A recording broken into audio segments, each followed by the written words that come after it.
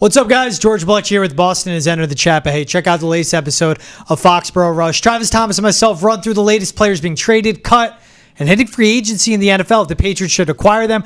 Plus, we got a special part of the episode for you guys. Jerry Jones stops by the show and helps us figure out how free agency deals are done and takes us through the negotiations for Chris Godwin. That's Foxborough Rush, wherever you get your podcast. Special guest on that one, Jerry Jones. Very young Jerry Jones. Check that out.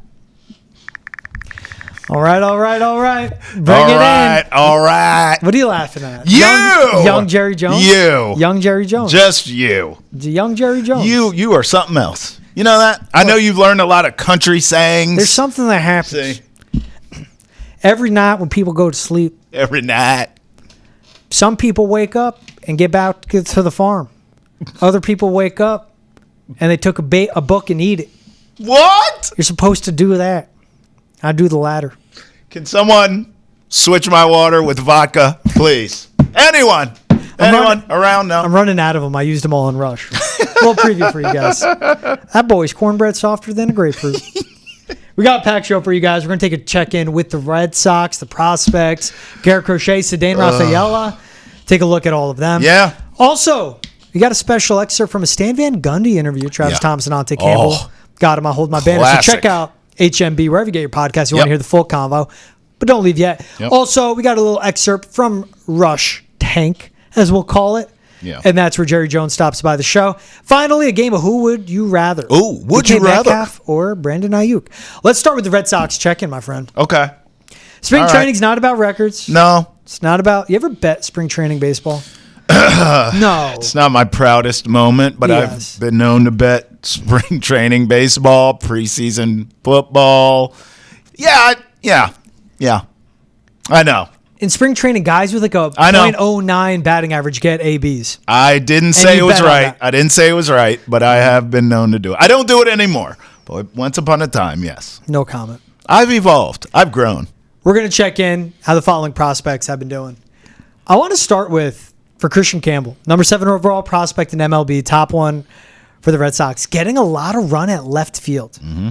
But what I love about it, Alex Cora is like, he's a sick athlete. Mm-hmm. I'll get more into how we compared him into Jaylen Brown in just a minute. But what the Red Sox are doing, which his athleticism and his ceiling allows you to, they're giving him looks. How do you look in left field? Because if he looks good, Sedane to short, right? Maybe Jaron to right, maybe Sedane to right. It's just the good issue to have. Or they're just giving him looks and, hey, take practice at left field. You'll be second base this year. But no, down the line, you can play the outfield. Well, this is why what happened media-wise here in the last couple of weeks back really annoyed me, because there are so many versatile players on this Red Sox team. Not just these youngsters that you're talking about, but in Alex Bregman, who comes in and he's like, listen, you can move me anywhere on the infield. I'll play wherever you want me to. I think it's just a theme with the Sox here that all these young guys, from Campbell, Anthony, Mayer, you name it, all of them can be moved around where you need them. Now, obviously, everyone has their natural position, George, but they're all versatile enough and young enough to roll with whatever Cora wants to do in this lineup or out in the field. Mm-hmm. And I think that's an advantage. I don't think that's a bad thing. I think it's a great thing. And it gives Alex Cora the ability to mix and match and do what he does, which is, manage, skipper and all. Mm-hmm. So I think it's fantastic. Campbell and the rest of these young guys all have that ability. Now what you need is for the whole team, the entire roster, to buy in to versatility being the key. Not this is my position or this is my or that. Yeah. No. Where do you need me? I'll go there, plug a hole, fill a need. We're good to go. That's actually a great point. And Campbell's only been hitting, speaking of 09, .095 has been his batting average. He's been chasing a ton. At one point, I think he struck out 12 straight times. There you go. But his bat speed and his swing decision-making is what the Red Sox love. Yeah. And what he does so well is that he hits line drives. His most recent game, now he's had back-to-back games with a hit, driving like 95-mile-per-hour line drive out to center field. And that's what his bat does. It's not like he has dip and jack, long fly ball, home run power. It's a lot of line drives, but it's putting the ball in the air, sending it far. And guess what? When you're hitting line drives, you're hitting anything out of the outfield. That's going to translate to more hits than ground balls, because guys in MLB, way too good. It's cool to see his bat start waking up. He's 2 for 21 in spring training right now, batting average, but he could come along. Roman Anthony's the one that's interesting. He is at 885 OPS. His on-base percentage is literally 500. This is a guy that's being really patient in the box, and even Alex Bregman said that about him. This is a quote from him. He can obviously hit the ball really hard, but also has a good strike zone and takes his walks. I think he's going to be an elite hitter in the game. Hey, part of being an elite hitter is having the best eyes. That's what makes Juan Soto so great. Yeah. That's cool to hear it about. Now, Roman Anthony has the power. Yes. That's a guy you expect to hit home runs, but you're talking about him taking his walks, professional hitter. I think it's key while we're talking about these young players. It does seem as though all of them, as of now, it is spring training. Let's pump the brakes. But as of now, they all appear to be living up to the hype. Early, right? Yeah. And we know it's a long season. We get that, and we'll see what their roles are as we move forward. But I've been really encouraged with the young prospects, and dare I say it, man, I mean, I know it's spring training. I'm not putting a ton of stock in all this stuff. I've been happy with the pitching, too. I mean, everything has really held up so far their end of the bargain when it comes to the Red Sox so far in spring training. Mm-hmm. That's what I like, especially Marcello Mayer, 956 OPS. Garrett Crochet to get away from the big three. Bro. 14 strikeouts in 6 innings pitched, 174 whip. Of course, he had 7 Ks in 3 innings his last start. As advertised. Yes. That's what I'm saying. Young guys, new acquisitions, everyone's playing their position thus far. Yeah. You have to be able to sustain this. In fact, George, I couldn't help myself. Here we go. Because I have told you selfishly, since I've arrived at town, I have yet to get a Red Sox playoff run. And damn it, I am jonesing. I need it. I need to be in Fenway for a playoff run. Now, what I've seen since I've been here is teams that start out hot, look pretty good. We all say, they need a really good trade deadline and they could get a wild card spot. Not so much happens at the trade deadline, and they fade to end the season, and they don't make it, right? I looked this up. Coming out of the All-Star break, George, listen to this hellacious schedule. To start the second half of the season, at the Cubs, at the Phillies, Dodgers and Fenway, at the Twins, home against the Stros, home against the Royals, at the Padres, at the Stros. Playoffs. This is coming out of the All-Star break. This is when this team starts to fade generally. Yeah. This is a different team.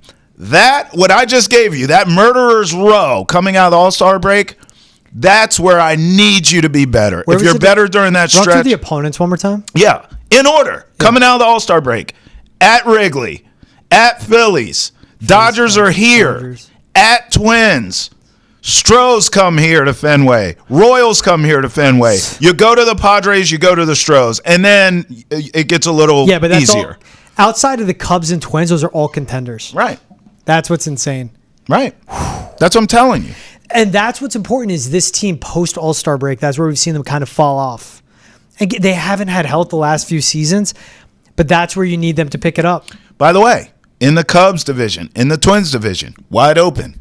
They could be contenders this year. We don't know. Mm-hmm. Both teams are talented. Yeah. They just underachieved last year. What if they're good this year? Dodgers, Astros, different level, teams like that. Let's see how. That's what I'm saying. Yeah. I've been really, I guess to put a bow on this, I've been happy with spring training thus far.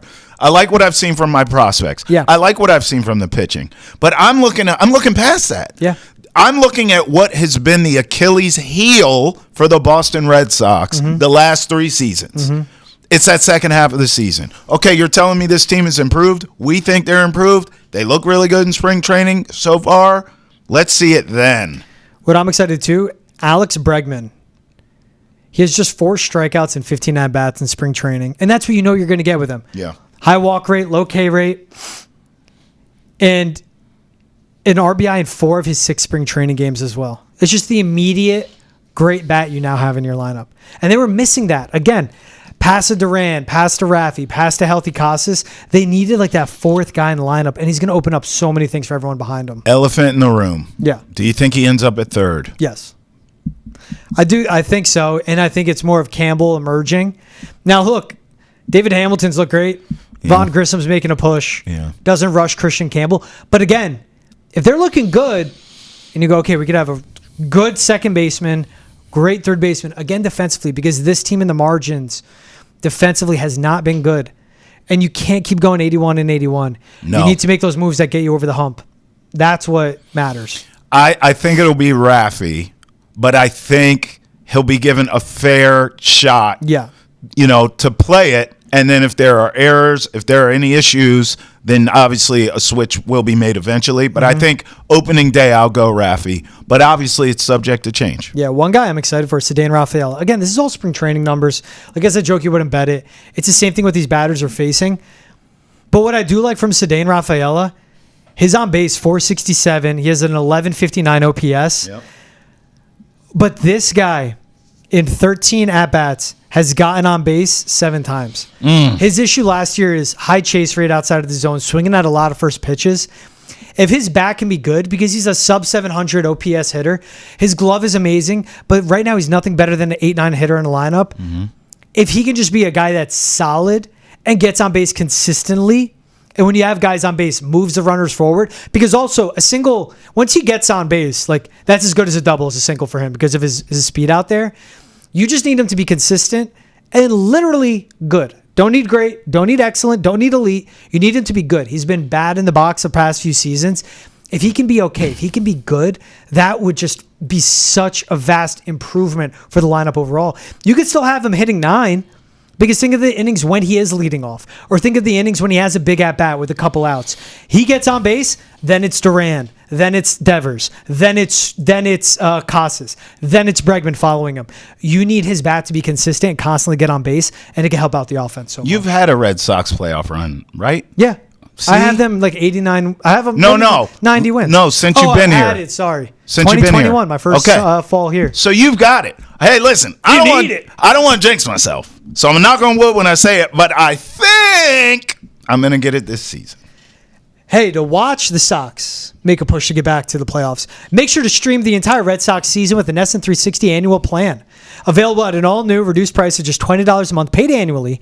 And for a limited time, get 4 free tickets to Fenway with your purchase. That's a $20 a month paid annually and 4 free tickets to Fenway with your purchase of NESN 360. Visit NESN360.com to sign up today. Well, George, one thing you can do, too, is you can check out Hold My Banner here on NESN as well, where Ante Campbell and I go around the NBA. We talk Celtics. We make fun of some of these guys' outfits in this league because they're outrageous. But another thing we do, George, is we give flowers to basketball royalty. Whenever we have a guest, we roll out the red carpet. How about this time? We had Stan Van Gundy Love this. pull up on us on Hold My Banner. Let's check it out. This is a snippet. You had early stops, as you said, in Vermont, also Massachusetts at UMass Lowell. I mean, I imagine this area, New England, has to mean something to you, Stan. What does it mean to you? What does this area mean to you? Well, look, I mean, I had some great years there. And I mean, I'll just tell you, Ante worked for the Red Sox. So last season in April, Ante, I was coming, we had the last regular season game that I had for TNT was in Boston, maybe the 11th, something like that, of April. And so good friend of mine, Freddie Gonzalez, was the bench coach for the Orioles. That's who they were playing that night. Okay. So I was planning to go to the game anyway. And then some guys that I had coached at Lowell were reaching out about, hey, you in town? You want to get dinner? And I said, man, you know what? We haven't gotten together as a whole group in a long time. I got a suite at Fenway, and we had 15 or 20 of us up there in a suite at Fenway from, guys I had coached 35 years before. I mean, again, going back to what I said in my playing days, that's what it's all about. Yeah. I mean, is the people. Yep. And, it's, to be able to spend time with those guys and talk about where they were in their lives and what they had done and laugh and joke and all of that. I mean, that's what it's all about. And I remember the people of New England, still many, many, great coaches that I'm friends with. Maybe the best high school coach that I've ever been around, Jack O'Brien, won all kinds of state titles. And was in Final Fours at Salem High School and then in the city of Boston. not coaching anymore, still teaching. Just a fabulous, fabulous coach. Dana Skinner, who was my AD at Lowell. Before that, the assistant AD, had been drafted by the Celtics coming out of college at Merrimack, has helped take two programs in Lowell and Merrimack from Division II to Division I. I mean, my memories of New England are like my memories of people everywhere, of places everywhere. It's the people. And there's some great coaches in that area, high school and college. I'm friends with a guy, Art Leptowski, who's now back at Franklin Pierce, where he used to be a head coach. He's back there as an assistant. I hired him twice. I hired him in Detroit and New Orleans. I coached against him. I mean, God, you meet people and you bond with people. And to me, that's the greatness of sports. The respect you gain for people. It's beyond just friendship. It's people that, you compete with and compete against. It's just a different bonding experience. And, I could stay on this podcast. I could take up your whole night of programming on Nesson and tell you all the great basketball coaches that I met in New England and the players I had a chance to coach. I maybe coached as good a Division II player as there's ever been, Leo Parent at Lowell.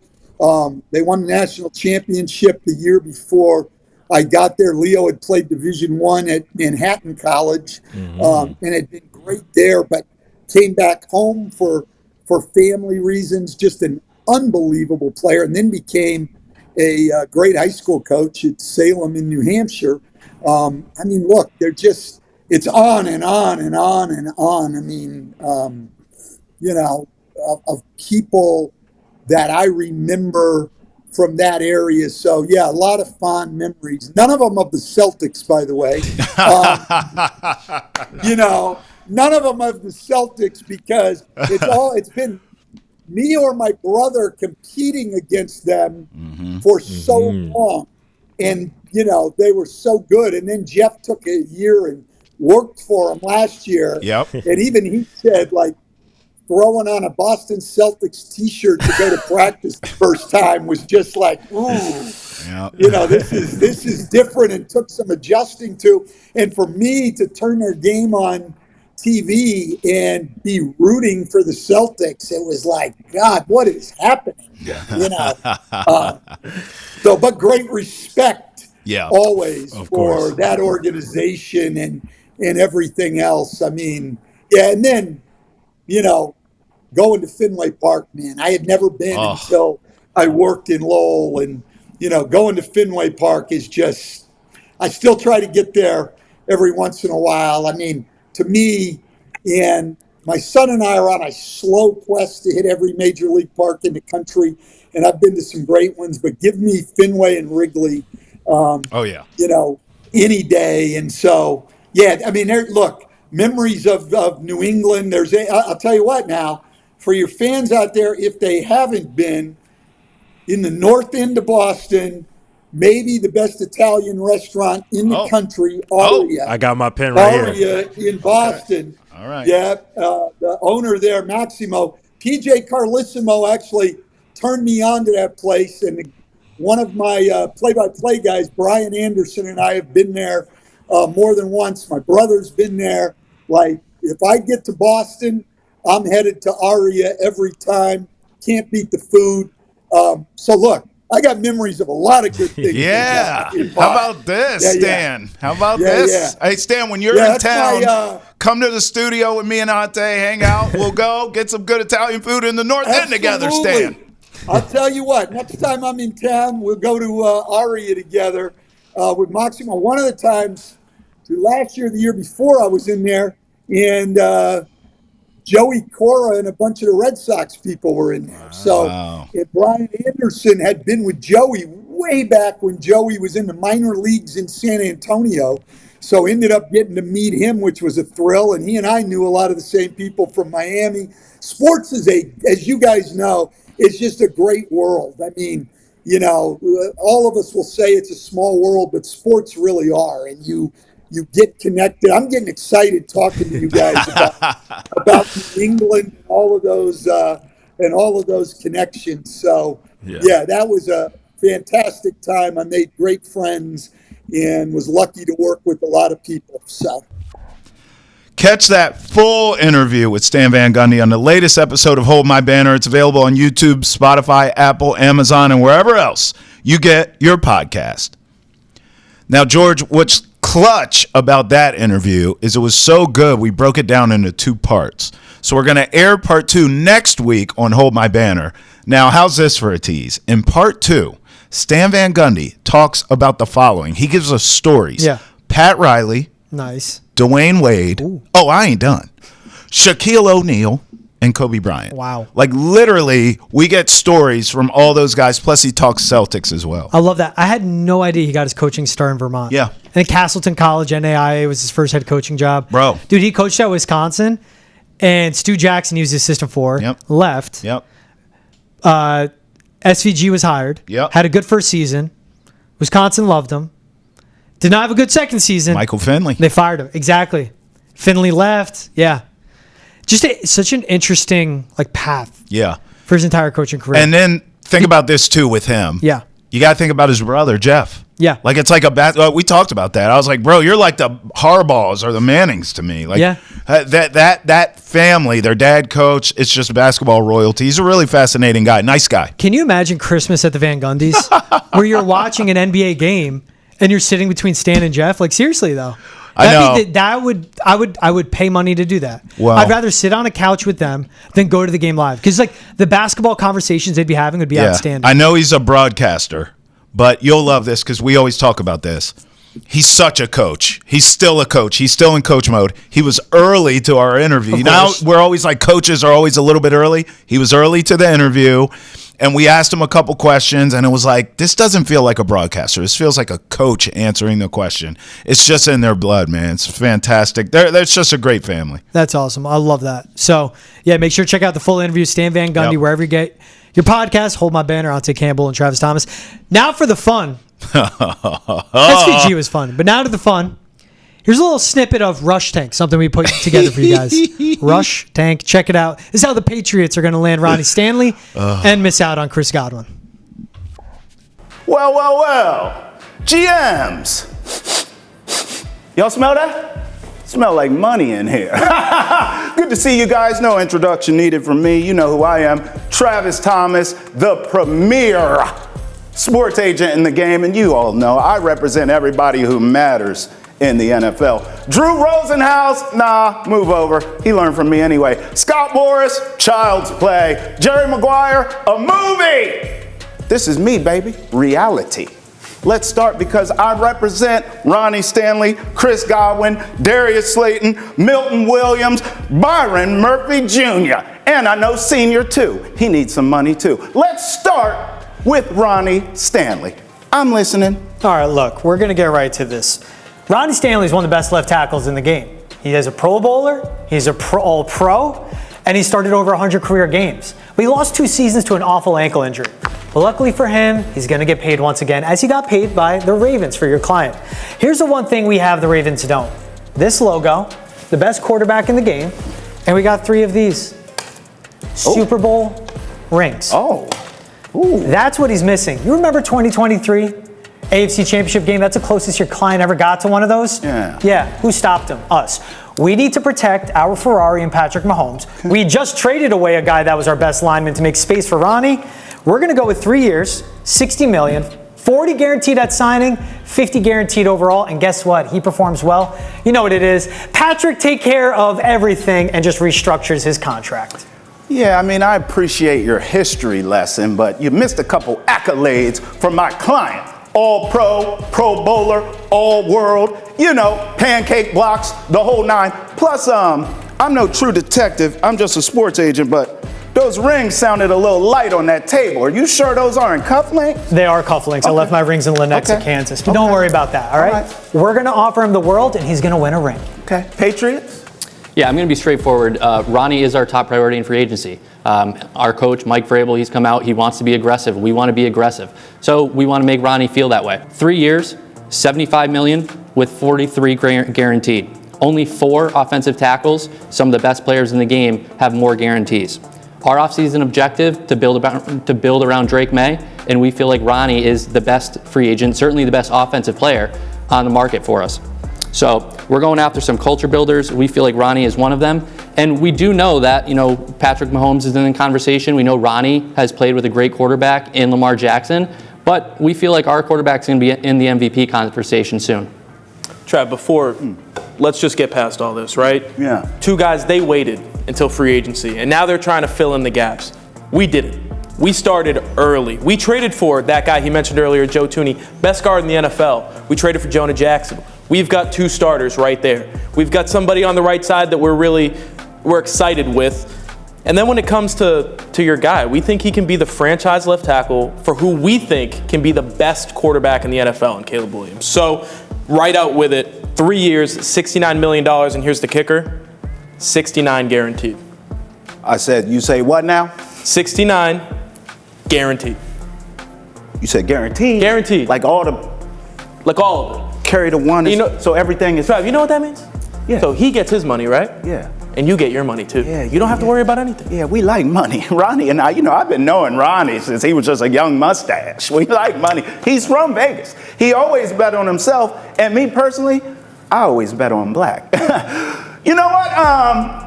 Let me counter real quick. If you say he bets on himself, what better way to get paid then? We'll go 2 years on this one, $63 million, so that's more money a year. Okay. 45 at signing, 53 total. So he'll come in, win a ring, because we've won 3 of the last 4 years, and as you saw, we're an offensive line away.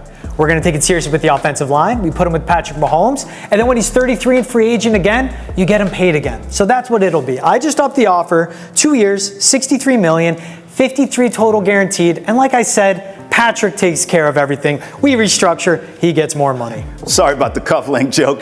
I kind of like bling bling. Patriots? Yeah, I know that the Chiefs just offered up their offer. We're going to do that as well. We're going to offer Ronnie 3 years, $84 million, and we're going to up our guarantees to $72 million.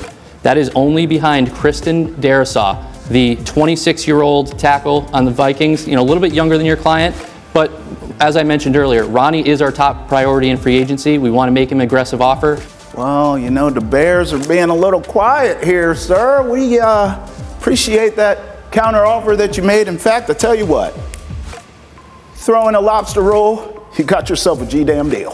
What size shoe are you? We'll throw in a pair of Air Force Ones too. Oh, I think New Balance is in Boston too. I'll take a pair of those, throw in, and I'm a 13. You got yourself a deal, player. You're going to regret it. Thank you, sir. Enjoy his second-year quarterback. It's my next client, Super Bowl champion, Chris Godwin, and if you sign him, you gon' win. Let's start the bidding. Look, I'm going to be real with you. I love Chris Godwin. I wanted him in the 2017 draft. And what I did is I passed on him. I took Ryan Switzer around later. No relation to Barry. I just wanted to prove I can make 2 Switzers out of winners. I don't care about that. I'm saying this to say this. I love him. Because what you're trying to do is get a guy 29 years old with a bad ankle a big contract. You're trying to skin a squirrel's behind with a spoon. You just bit off the pin of a grenade and held it with your hand. You know who can make a fix on that? You know who can do it? It's too tight. Your boy Jerry. Don't worry about my bolo tie because I got it all right here. That boy's cornbread is softer than the middle of a grapefruit. You don't want to go to New England. You don't want to stay in Tampa. You want to come to Dallas where we're winners. Restructured Dak's contract. Gonna get Micah paid. Got CD paid. We're gonna pay Chris right now. So I'm gonna go 3 years, $61 million, 30 at signing, 50 total guaranteed. And you know what? I'll throw in 200 acres of land just south of Midland, Texas, where you can get some oil. I'm not even sure what just happened. Someone get Grandpa. Hey, I got one more pitch on you. I got triots. Don't be and fooled is what they're called. You know how someone gets triots? They never get fooled. I'm not going to get fooled again by passing up on Chris Godwin. I think the first question, and we really greatly respect your client, but how is he feeling?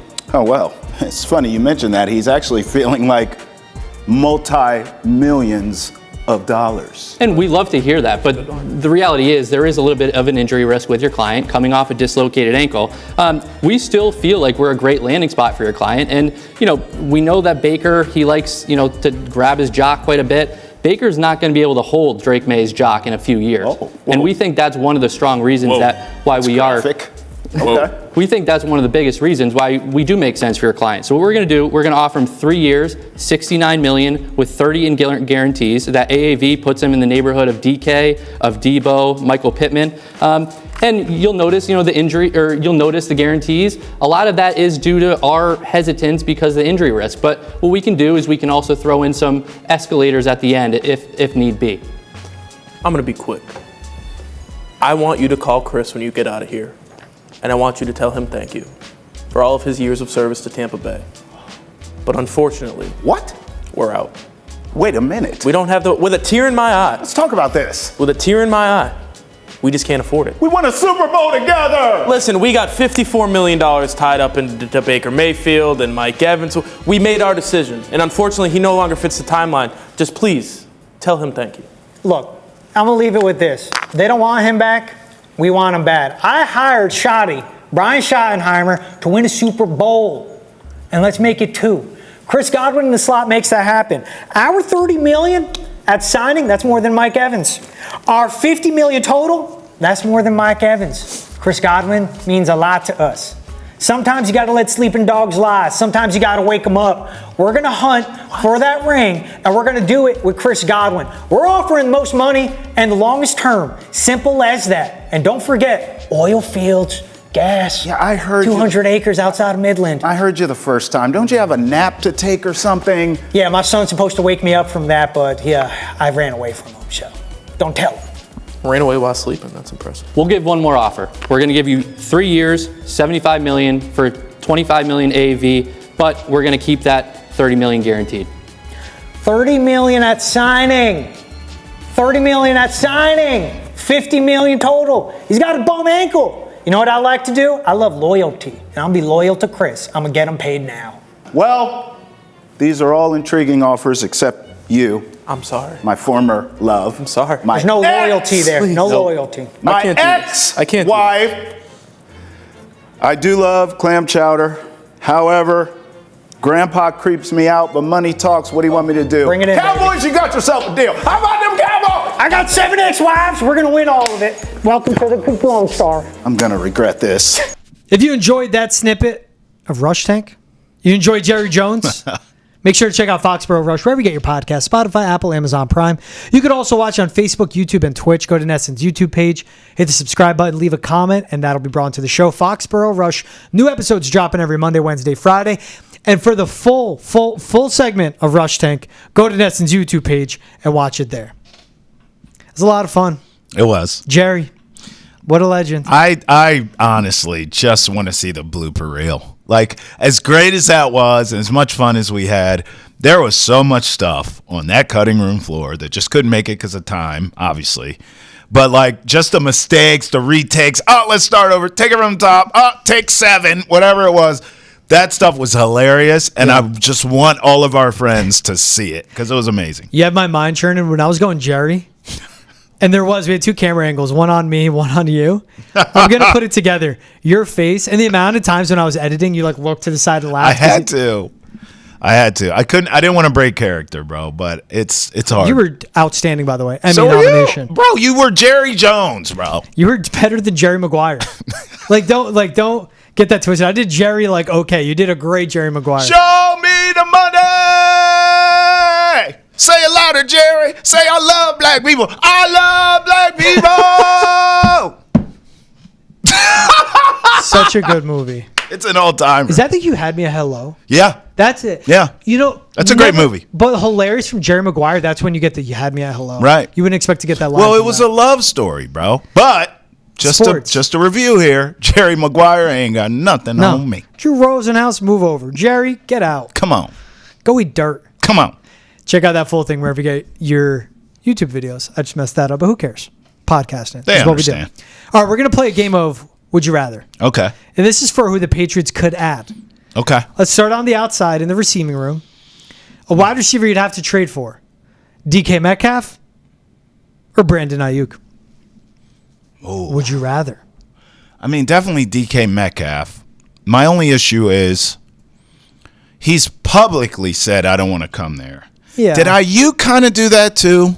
I don't remember. We talked about No, Aiyuk Aiyuk used so him as many. like a leverage he piece to used just them. get more He money. used them, but he never said, "I'm not going there." DK Metcalf has said, "I'm not really interested in the area." He didn't say the Patriots specifically, but he has said, "Yeah, New England doesn't really do it for me." So I have some concerns there, but it does come down to who's a better player. It's DK Metcalf, and I don't even think it's debatable. Mm-hmm. I'd rather have DK, even though, I didn't love him saying I'm not coming to play there. And I also don't love Chiefs, Cowboys, and Steelers being the rumors of the teams that are hot and heavy for him, right? Like, Yeah. It doesn't even really seem like the Patriots are getting any traction there. But for the sake of this exercise, who would you rather? DK Metcalf. I'd rather DK, and I think it just starts at the 49ers just gave Brandon Aiyuk a massive extension with a lot of guaranteed money. Yeah. And you're already willing to trade him. That's a massive red flag. That's a good to me. point. That's the way I looked at it right away. Coming off injury, It wasn't too. what the money is. Yeah, coming off the torn ACL, but was an a-hole to Shanahan the entire holdout when he showed up wearing the wrong shorts to practice. Yeah. And they're already willing to trade him. Like, that's something. Teams want to hold on to valuable wide receiver ones until they're washed up. Aiyuk, I think he's about to be 26. So he's still really young. Yeah, he's 26. He's going to be 27 next season. Yeah. DK's a year older. But, like, you still have Brandon Aiyuk for 2 or 3 more prime years. Right. You shouldn't want to get rid of him. They're willing to trade him. The second I hear that's a red flag. But then let's say you take away the DK comments, you take away Aiyuk already being traded. DK Metcalf's a better receiver. We've seen him do it more. He doesn't have the injury history. Right. He's a consistent 1,000-yard guy. Even the 2 of the last 3 years when he missed 1,000 yards, he was at like 950, 960 receiving yards. Just missing that. He's bigger. He's stronger. He's a much better blocker. He's better. You don't hear much out of him on locker room, or hear anything about him being a diva. He is a football player. I'd rather have DK Metcalf. He's just better, period. And here's how you know it. Some of the questions around Brandon Aiyuk are, well, how much of this is the system responsible for him being so successful, this Shanahan system? Yeah. You don't get that with DK Metcalf. You know why? They don't have a stinking system. I mean, this guy... Shane Waldron, and that's then what I'm saying. College offensive coordinator. He's had multiple coaches, multiple coordinators, and Geno Smith. Like, let's give the guy a break here. So I think it's clear DK's a better player. You're going to have to pay him too, though. I hear you on the Aiyuk contract, but it's not like you're getting DK for a bag of Cape Cods and a Mountain Dew. Like, you're gonna have to give up maybe a first rounder. I mean, that's what they're saying they want. Seattle wants. Mm-hmm. You're going to have to, give some draft compensation to even get him, and then you're going to have to give him a whole lot of cabbage. So, I think this does come down to who's a better player. I'm going DK here. Sticking receiver, so we're both on DK. Okay. Chris Godwin or Cooper Kupp? You know what? Cooper's likely to get cut, so this will be pure free agency. Right. No trading This for. almost feels like a push. And the only reason I say that is because at this stage of their careers, I think they're about the same in terms of what you're getting as a player. Godwin's coming off an injury. Kupp's finally shown me he can stay healthy. Do I trust that he can continue to stay healthy? So it just feels like a push. I personally, if the price is right, would like both of them. Mm-hmm. But for the sake of this exercise, I'm going to go Chris Godwin. And the reason why, Cooper Kupp is injury prone. Chris Godwin is coming off of an injury. There is a difference. And I think I trust Godwin to come back healthy and stay it than I do Kupp to sustain being healthy. Mm-hmm. It's tough. Cooper Kupp's 3 years older than Chris Godwin. Cooper Kupp hasn't been healthy the last 3 seasons, but Chris Godwin's coming off the dislocated ankle. If Godwin didn't have such a bad injury, he was on pace to have another tremendously he's a good successful player, season. I don't think he's great, but he's a really good player. He was on pace for 100 catches, 1,200 yards. Yeah. And he's never hit those numbers. Yeah. The 100 catches, but he's a really good slot receiver. He's really good playing off Mike Evans. Chris Godwin's super reliable, but in this one, I need a guy that'll help me now and later. I would go Cooper Kupp if it's purely free agency. And the way he helps later is he comes in, he teaches a young receiving room because it's going to be young. There's going to be 2 rookies, Pop Douglas, 2-year 2 guys in that room minimum if they keep Baker and Jalen Polk. And we'll see what happens with whoever else they sign. I don't think they just sign one receiver. But he's going to teach them, this is how you pick up a system. This is how you think football. This is how you learn from a really smart coach. You learn from Sean McVay. This is how you work with Josh McDaniels. Like, Jalen Polk apparently had like a really bad attitude. Like, he just all around was just like unprofessional. Yeah. Right?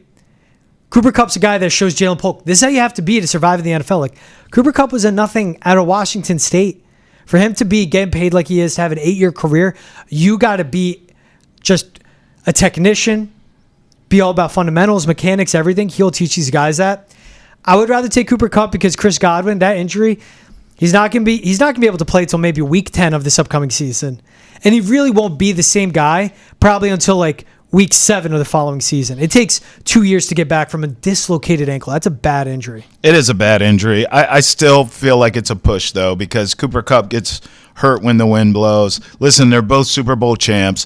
They're both veteran guys who can come in and help your young guys. I don't think there's necessarily a wrong answer here. Mm-hmm. I just think whichever one you pick, like you're on Kupp, I'm on Godwin, but you are literally rolling the dice with both. I think that's fair to say. You don't love either signing. Yes. I think people on paper like Godwin more. I'm so skeptic. Now, the same way, like, the second reports come out that Aiyuk's being traded, I'm like, that's a red flag. Right.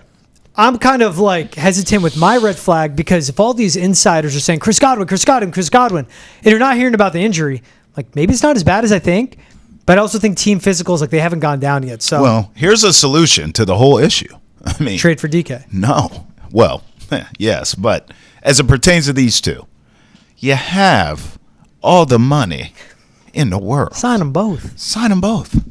Sign them both. Why not? Sign them both. If they both stay healthy, boy, didn't your wide receiving room get much better. I mean, you get much better with either one of these signings, but if you can get both of them, now you got a unit. You do. Sign them both. Sign everybody. Sign them both. Bring them both in. I mean, they would. It's possible. Kupp he can play outside. They're both going to be slot guys, but like whatever. Just alignments at this point.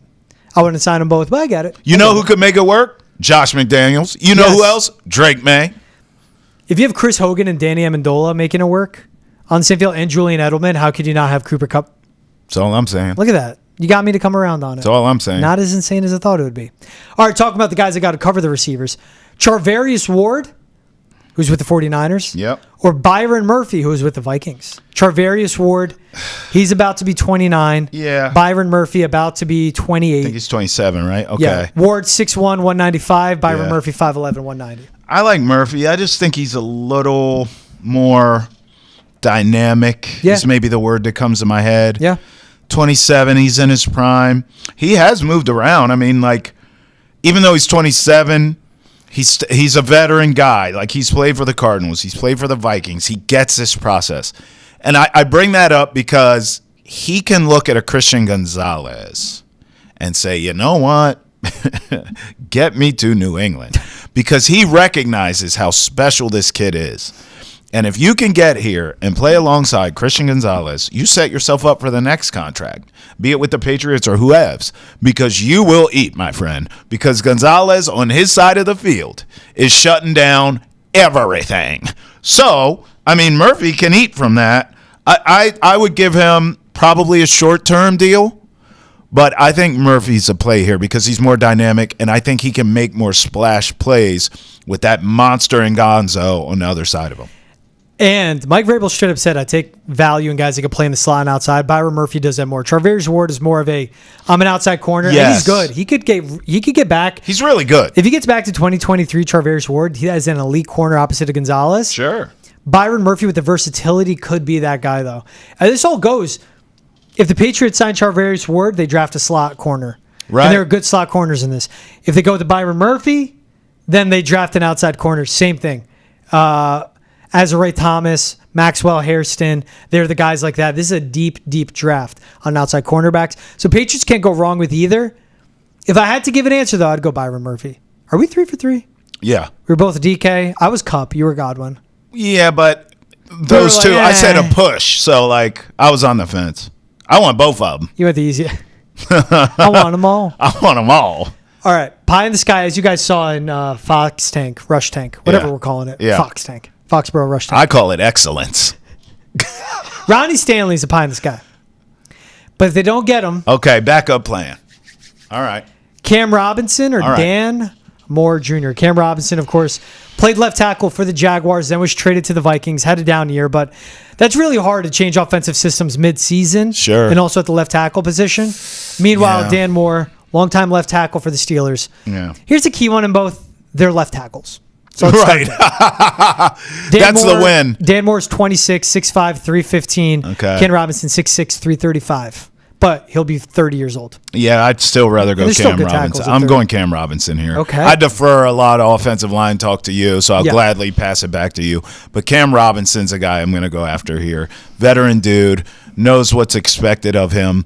I think Dan Moore Jr. is a very good player, but I don't know if he feels premier. Cam Robinson, even with his up and down, sort of roller coaster play, that's what stars do. Yeah. I think you give him the money, you bring him in, you say, listen, bro, we need you. This is a revamped offensive line. You're the leader. Get to it. You'll get the best out of him. I'm going Cam Robinson here. I hate that I'm agreeing with you, but I'm going Cam Robinson as well. To me, both seem like I think Cam Robinson can be a longer-term solution at left tackle. Yes. Dan Moore, to me, would just be another stopgap.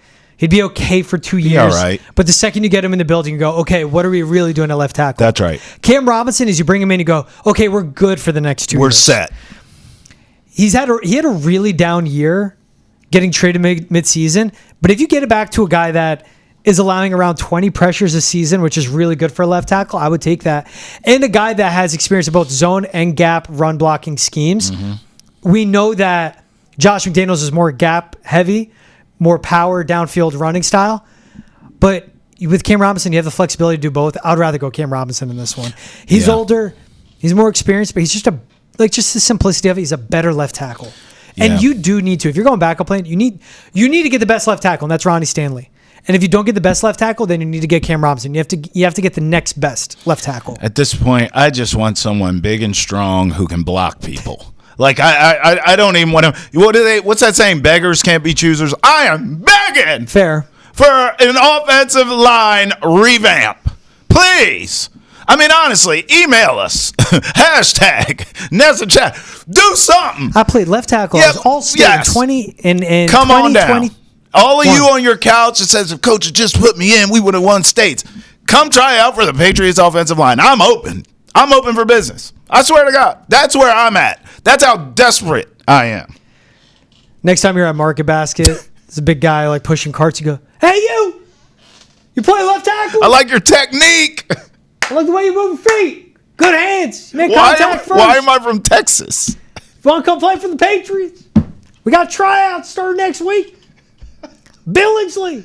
Party at Taylor's house. He'll be like, what? He'll just be like, why is that guy only wearing his underwear? That'd be interesting. What's going on? Last one. So we talked receivers, covering the receiver. We're talking blocking for the quarterback, getting to the quarterback. Yeah. Joey Bosa was released by the Chargers. Saw that. Trey Hendrickson is seeking a trade. I saw that. Let's say Trey Hendrickson eventually gets cut. I doubt he does. He won't. No, Doesn't make sense. he's But going to get traded would you rather, all right, fine, sign Joey Bosa, or trade. who's older, less healthy, less productive, Yeah. or trade for Trey Hendrickson, coming off a career best year, 16 sacks, and he was third in the NFL in pressures. You left one out for Bosa. Expensive, too. Because he's not Yeah. he's not going to make as much. Patriots, but he's going to be expensive. Yes. He'll take less for a winner. Good point. You're going to have to give Trey Hendrickson some money, too, here shortly, though. So I would probably trade. I just think at this stage of his career, he's a better player. I don't trust Joey Bosa at all to stay healthy and give me anything. I actually think, and I know you agree with this, he's a better fit for real contenders. And when I say real contenders, I mean like Super Bowl contenders, not where the Patriots are right now, trying to get in contention. There is a difference. So Joey Bosa would work in a Buffalo or a Baltimore, somewhere where it's like spot pass rush. Like, get healthy. We need you on big third downs. Come in, kill the quarterback. Simple. Trey Hendrickson, I mean, that's a guy, plug and play. Depending on the price to get him, I'm not willing to part with a first rounder. I'm not going crazy here. But if I can get him for a third, maybe second, and then I'd pay him a year from now whenever his contract's up, I'd be willing to do that. Give me Trey. Joey Bosa's coming off career lows in pressure rate, sack rate. Again, only 28 games the last 3 Always seasons. nicked up. He's going to end up somewhere with a contender. Yeah. You trade for Trey Hendrickson, you're going to have to give up a good draft asset. Yep. I don't think as high as people may think. Not a first. He's going to be 31. I think it's a third rounder, and you have to pay him. Okay. Which you would take that. Yes. Because if he's good for the next 2 or 3 years. Yeah. In a normal scenario, a pass rusher you take in the third round, you expect him to be good by year 2 or 3. Right. Instead, you get a pass rusher that's good now. I'd rather trade for Trey Hendrickson and pay him. You have a lot of cap space. He's consistent, too. He's very consistent That's a guy that numbers-wise. balls, man. Yes. If you're talking culture and everything, Yes. that's a guy that balls. Yeah. You have him and Milton. You're going to be paying a lot. But you have a lot of cap space. Yeah. And again, why do the Patriots have a lot of cap space? Because they don't have good players. The teams that don't have a lot of cap space are the teams that retain their good players and pay them, like the Amen. Eagles, and manipulate the cap. The Patriots eventually just have to find level. The Amen. level with the water. Amen. And pay for these guys. He's Travis Thomas. I'm George Balekji. This was Boston's End of the Chat.